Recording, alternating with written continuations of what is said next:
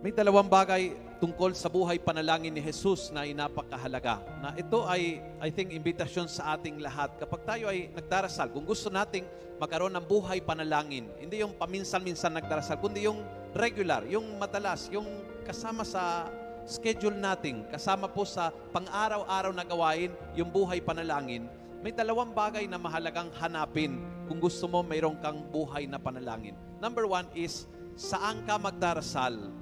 At pangalawa, kailan ka magdarasal? Bawat isa sa ating ay kailangan mag-discover itong dalawang bagay na ito.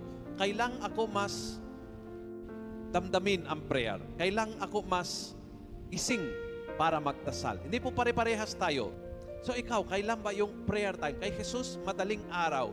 Paulit-ulit nakita sa mga ebanghelyo na gumigising siya ng maga, tapos lumayo siya, nagpunta sa ilang na lugar at manalangin. Madalas sa bundok o sa outskirts ng mga city sa Galilea. So kailan ang iyong prayer time? Dapat malinaw sa iyo yon. Kung hindi malinaw sa iyo, ibig sabihin wala kang malinaw na buhay panalangin. Ikaw saan? Yung dalawang tanong ay mahalaga. Kailan at saan? Kapag malinaw po yung dalawang bagay na yan, pwede mong ilagay ng araw-araw, and then you can say, mayroon ako buhay panalangin. Mayroon akong regular na ginagawa, at least kung hindi araw-araw, every other day, ganyan, mayroon akong may half an hour na para kay Lord. But again, today's gospel is an inspiration. Bagong paano, saan, at ano oras.